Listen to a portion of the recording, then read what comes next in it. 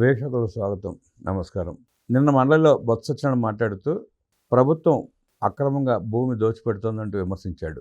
జగన్మోహన్ రెడ్డి ముఖ్యమంత్రిగా ఉండగా బొత్స సత్యనారాయణ ఇండస్ట్రీ పెడతానని చెప్పి 30 ఎకరాలు ప్రభుత్వం దగ్గర నుంచి తీసుకుని ప్రభుత్వం నిర్ణయించిన ధర కూడా కట్టకుండా కబ్జా చేసుకుని ఇంతవరకు ఇండస్ట్రీ పెట్టలేదు, ఏ కార్యక్రమం చేపట్టలేదు. అలాంటి బొత్స సత్యనారాయణ వేల మందికి ఉద్యోగాలు కల్పించే కంపెనీలకు భూములు కేటాయిస్తా ఉంటే ప్రశ్నించి ప్రభుత్వాన్ని విమర్శించి వాకౌట్ ఉంటూ పారిపోయాడు. బొత్స సత్యనారాయణ వ్యాఖ్యల మీద, ప్రభుత్వ నిర్ణయాల మీద విశ్లేషించడానికి మనతో పాటు ఉన్నారు ప్రముఖ ఆర్థిక, రాజకీయ, సామాజిక విశ్లేషకులు అడ్స్మతి శ్రీనివాసరావు. వారిని అడిగి మరిన్ని విశేషాలు తెలుసుకునే ప్రయత్నం చేద్దాం. సార్ నమస్తే. నమస్కారం అండి. బొత్స సత్యనారాయణ నిన్న మండలిలో మాట్లాడుతా ప్రభుత్వం ఉత్తపుణ్యానికి 90 పైసలకి ఇచ్చేస్తుంది, భూములు దారదత్తం చేస్తుంది, గీతం యూనివర్సిటీకి అప్పలంగా కట్టబెడుతున్నారు అంటూ వ్యాఖ్యలు చేశాడు. ఆయన సమాధానం వినకుండా వాకౌట్ ఉంటూ పారిపోయాడు. గతంలో బొత్స సత్యనారాయణ ఏం చేశాడు, నిన్న అలా వ్యవహరించడానికి కారణం ఏంటంటారు, వాకౌట్ చేసి వెళ్ళిపోవడం ఏంటి, ఎట్లా విశ్లేషిస్తారు? ఇప్పుడు వాళ్ళు ఎప్పుడూ కూడా అడ్డగోలుగా ఆరోపణలు చేయటం, పచ్చబద్దాలు మాట్లాడడం, దానికి సరైన సమాధానం వస్తే పారిపోవటం. వాళ్ళు ఏమనుకున్నారంటే లోకేష్ గారు సమాధానం చెప్పలేడు అనుకున్నారు. కుర్రోడు కత్తి, పిల్లాడు కాదమ్మో పిడుగు అని తెలిసి వాళ్ళకి చూశారు. ఇటు పాదయాత్ర దగ్గర నుంచి వాళ్ళకి పూర్తిగా అసలు ముందే తెలుసు. అందుకనే ఆయన మీద టార్గెట్ చేశారు. మనం టార్గెట్ చేసి మనిషిని కొంచెం డిఫేమ్ చేసాం కదా అనుకున్నారు. కానీ పాదయాత్ర తర్వాత గత 5 సంవత్సరాలు అరాచకాన్ని ఎదుర్కోవడంతో ఓరు బాబు చాలా గట్టుడ్రా బాబు అన్న విషయం అర్థమైంది వాళ్ళకి. ఫలితాలు వచ్చిన తర్వాత పూర్తిగా అర్థమైంది. అప్పుడు కానీ తెలవలేదు వాళ్ళకి. మొత్తం మాడిపోయిన తర్వాత, జీవితం సంకనాగిపోయిన తర్వాత తెలుస్తుంటారు కదా, అలా తెలిసింది వాళ్ళకి.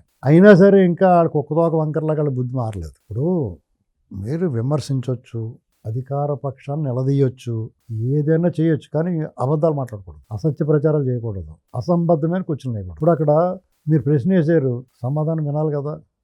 సమాధానం చెప్పకుండా పని చూసుకా అంటే అప్పుడు మీరు వాకౌట్ చేయొచ్చు. ఇది అన్యాయం, అక్రమం అని బతిమాలుతున్నాడు. నేను వాళ్ళని రప్పించండి బాబు, నేను సమాధానం చెప్తాను అని చెప్పి అతను బతిమాలుతున్నాడు. నేను చూశాను కౌన్సిల్లో ఈ వాదోపవాదాలు. ఆ వరుడు కళ్యాణి గారు ఏమో ఏదో సంస్థగా, మెరుసు సంస్థగా దేనికో మీరు అప్పడంగా కట్టబెట్టారంటే అసలు ఆ సంస్థకే మేము ఇవ్వలేదు అని చెప్పి ఏదైనా ఇది ఆధారం ఉంటే పట్టురమ్మన్నాడు. ఆధారాలతో రండి అని అడుగుతున్నాడు ఆయన. ఇప్పుడు ప్రభుత్వం బొత్స సత్యనారాయణ గారు వైసీపీ ప్రభుత్వం, వాళ్ళ ప్రభుత్వంలో ఉండగా, మంత్రిగా ఉండగా లాగేసిన 30 ఎకరాలు వెనక్కి తీసుకోలేళ్ళు. అప్పుడే టిట్ ఫర్ ట్యాట్. ప్రజలందరికీ తెలియాలంటే ఎంక్వైరీలతో కాలయాపన చేయకూడదు. ముందు అర్జెంటుగా దాన్ని వెనక్కి తీసుకుని అప్పుడు చెప్పాలి సమాధానం. ఆ పని వీళ్ళు చేస్తారో చేయరో చూడాలి మనం. ఎందుకంటే అప్పుడు ఏం చేస్తారంటే ఎవడన్నా వాళ్ళు ఒంటి నిండా మచ్చలు పెట్టుకుని ఎదటోడానికి వేలు చూపించడం ఆపుతారు ఫస్ట్. అంటే వీళ్ళు అడ్డగోలుగా నేరాలు చేసి, అవినీతి చేసి, అక్రమాలు చేసి, సిగ్గు లేకుండా ఎదటోళ్ళ మీద మనం మాట్లాడేది మాట అర్థం అవ్వట్లేదు కదా అని ఏదైనా మాట్లాడొచ్చా? బురద జల్లేసేసి ప్రశ్న సమాధానం చెప్పారు, పారిపోయాడు. వాళ్ళు కడుక్కుంటామన్నా చూస్తలేదు, పారిపోతున్నారు.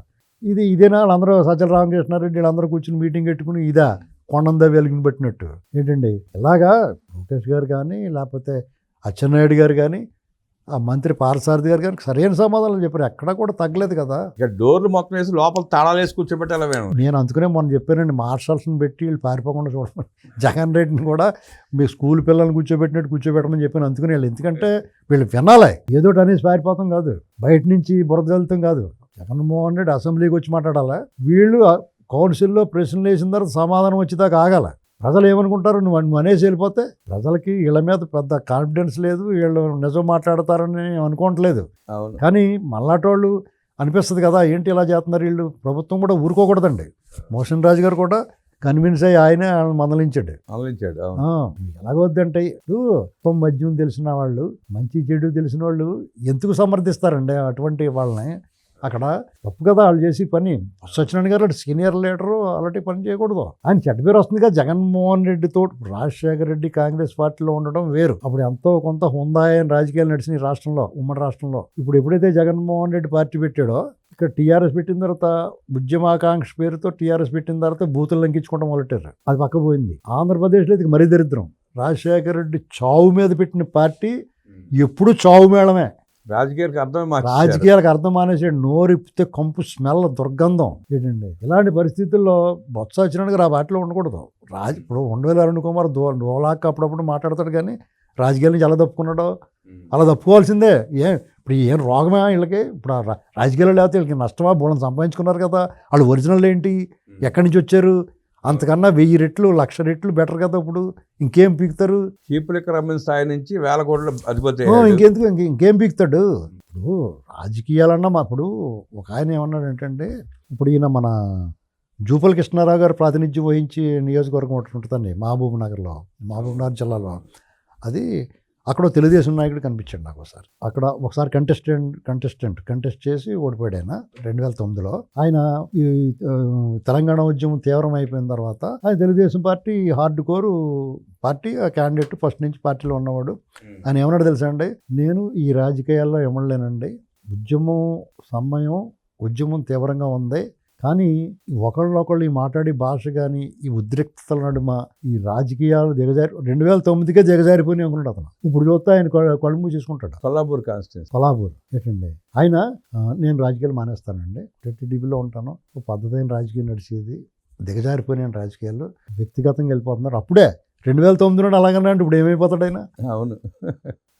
అంటే నాయకులు కూడా బొత్స సత్యనారాయణ గారు లాంటి వాళ్ళు జగన్మోహన్ రెడ్డి లాంటి వాళ్ళ పార్టీలో ఉండకూడదండి. ఎందుకంటే వాళ్ళు విలువ పోద్ది, ఎంతో కొంత విలువ ఉన్నవాడు ఆయన. ఎంతో కొంత ఎలా వచ్చినా మరీ ఇంత నీచం కాదు.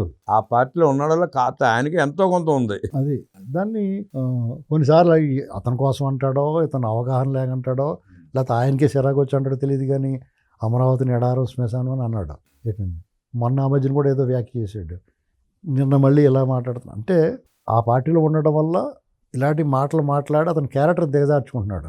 మీరు కాలు జారితే తీసుకోవచ్చు, నోరు జారితే ఆ మాట రికార్డ్ అయిపోయి ఉంటుంది. ఇదివరకు అట్లాగా నేనేమన్నానో నాకు తెలియదు, నా అబద్ధం అర్థం లేదు, తప్పించుకోవడానికి రికార్డ్ అయిపోయి ఉంటుంది. ఇదివరకు పేపర్లోనే ఉండేది, ఆ పేపర్లోని వ్యక్తిగా దుమ్ము దులిపి తేయడానికి బోడం టైం పట్టింది ఎవరికన్నా ఉంది.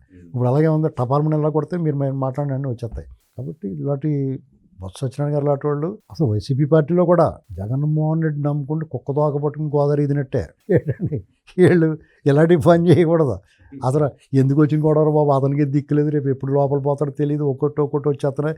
ఈ ప్రభుత్వం ఎంత వదిలేద్దాం అనుకుని ఎంత ఉదాసీనంగా లేటుగా చేద్దాం, సరే ఏమన్నా సామనే ఆ కేసుల సంగతి కక్ష సాధించకూడదు అన్నారు కదా. వీళ్ళు చాలా మంచిగా వదిలేసినా కానీ ఈ నిలబడిలా లేదురా బాబు ఈ పార్టీ, జనాలు అలా ఇంకా కోపం తగ్గలేదు, మనందరం మళ్ళీ మటాష్ అయిపోతామని అనుకోవాలి, దూరంగా పోవాలి. ఇంకా అతను లైక్ మైండెడ్ రప్ప బ్యాచ్ ఉంటే వాళ్ళు అలాగే ముడ్డిపాలు కొడతారు కదండి.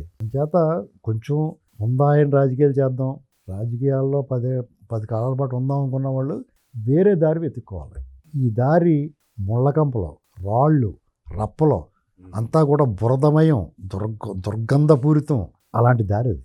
అందులోంచి వెళ్తే మీరు కూడా కూరుకుపోయి మీరు కూడా దుర్వాసన వచ్చేస్తారు. బొత్స సత్యనారాయణ జగన్మోహన్ రెడ్డి ముఖ్యమంత్రిగా ఉన్నప్పుడు పరిశ్రమ పెడతా అని చెప్పి తీసుకున్న 30 ఎకరాలను ప్రభుత్వం వెంటనే స్వాధీనం చేసుకుని తగిన బుద్ధి చెప్పాలంటూ విశ్లేషించిన అడుసుమూడి శ్రీనివాసరావు గారికి ధన్యవాదాలు తెలియజేస్తూ నమస్కారం.